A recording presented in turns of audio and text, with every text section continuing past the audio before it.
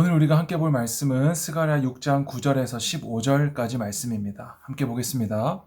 여호와의 말씀이 내게 임하여 이르시되, 사로잡힌 자 가운데 바벨론에서부터 돌아온 헬데와 도비야와 여다야가 스바네의 아들 요시야의 집에 들어갔나니 너는 이날에 그 집에 들어가서 그들에게서 받되 은과 금을 받아 면류관을 만들어 여호사닥의 아들 대제사장 여호수아의 머리에 씌우고 말하여 이르기를, 만군의 여호와께서 이같이 말씀하시되, 보라, 싹이라 이름하는 사람이 자기 곳에서 돋아나서 여호와의 전을 건축하리라. 그가 여호와의 전을 건축하고 영광도 얻고 그 자리에 앉아서 다스릴 것이요, 또 제사장이 자기 자리에 있으리니 이 둘 사이에 평화의 의논이 있으리라 하셨다 하고, 그 면류관은 헬렘과 도비야와 여다야와 스바나의 아들 헨을 기념하기 위하여 여호와의 전 안에 두라 하시니라. 먼데 사람들이 와서 여호와의 전을 건축하리니 만군의 여호와께서 나를 너희에게 보내신 줄을 너희가 알리라. 너희가 만일 너희의 하나님 여호와의 말씀을 들을진대 이같이 되리라. 드디어 스가랴에게 보였던 8가지 환상이 끝이 나고 이제 마무리입니다. 이제 바벨론 포로에서 70년을 버티고 돌아온 이 남은 자들을 통해서 하나님의 구원이 이루어지게 되는데, 특별히 이 성전을 재건하고 있는 총독 스룹바벨과 대제사장 여호수아에게 은과 금으로 만든 면류관을 씌울 것을 말합니다. 우리가 앞서서 보았듯이 두 감람나무가 스룹바벨과 여호수아를 상징했잖아요.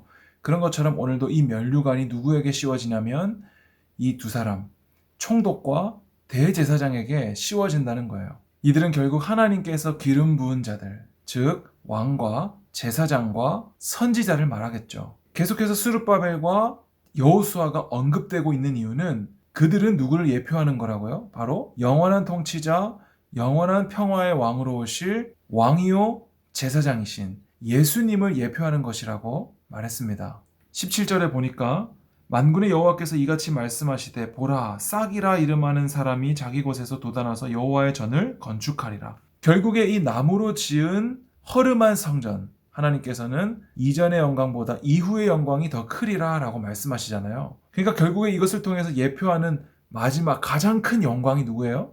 바로 예수 그리스도라는 거죠. 선지서에서 싹이나 가지는 누구를 말한다고 했어요? 예수 그리스도를 말한다고 했죠. 여기서 말하는 보라, 싹이라 이름하는 사람이 자기 곳에 돋아나서 여호와의 전을 건축하리라.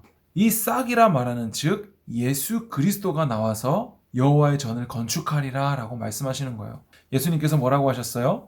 저 성전을 헐라, 내가 3일 만에 다시 일으키리라. 그 성전은 곧 예수의 육체를 가리킴이라, 이렇게 말하잖아요. 그러니까 결국 싹이라 이름하는 자가 일어나서 여호와의 전을 건축하게 될 것이다 라는 말은, 목사님이 계속 말했듯이 하나님의 집 짓기, 하나님은 다윗에게도 짓지 말라고 했고, 솔로몬이 지었던 성전도 결국엔 무너지고, 스룹바벨이 지었던 성전은 결국엔 나무로 지은 허름한 것이었고 영원한 것이 아니죠.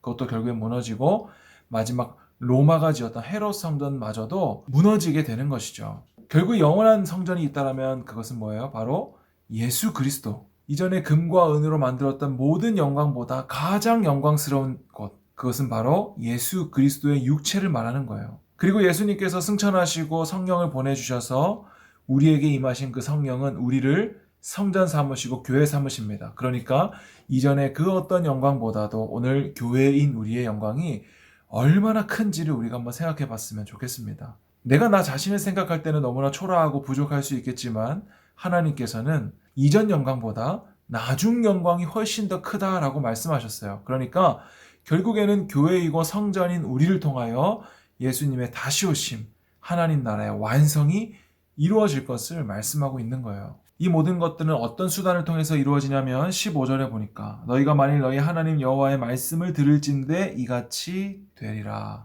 무엇을 통해서요? 말씀을 통해서. 말씀으로 창조하셨고, 그리고 말씀이 육신을 입어 이 땅에 오셨고, 그리고 우리가 말씀을 들음으로 믿음이 생긴다고 했습니다. 그러니까 이 말씀, 곧 하나님의 약속, 이것은 구원의 유일한 길이죠. 그러니까 우리가 말씀을 어릴 때부터 암송하고 성경을 통독하고 하는 것은 그저 여러분 형식적으로 여러분 달란트 받으려고 선생님한테 칭찬받으려고 하는 것이 아닌 거예요. 유일한 구원의 길, 그것이 바로 이 예수 그리스도, 이 말씀밖에 없다는 것을 우리 믿음의 선배들은 끊임없이 말해온 거예요. 목사님도 예전에는 말씀 읽을 때 지루하고 잠만 오고 그랬던 기억이 나는데 어느 순간인가 말씀이 굉장히 꿀송이 같고 말씀이 재밌다라는 시점이 찾아옵니다. 여러분이 정말로 말씀을 사모하고 기대하는 마음으로 날마다 말씀을 읽어 나간다면 하나님께서 동일하게 여러분들에게도 그런 마음 주실 줄로 믿습니다.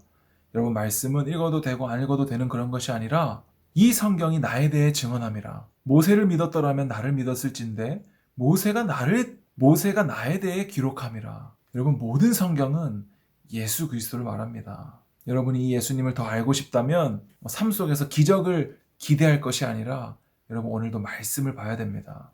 목사님이 중등부를 섬기면서 여러분들에게 하고 싶은 말 한마디 꼽으라면 그것은 여러분 말씀을 보십시오. 말씀을 사모하십시오 라는 거예요. 여러분 삶의 어느 자리에 있든 핸드폰 하느라 시간 보내지 말고 딴 생각하느라 TV 보느라 게임하느라 시간 그냥 보내지 말고 때를 얻든지 못 얻든지 이 말씀 앞에 거하는 우리 모두가 되었으면 좋겠습니다.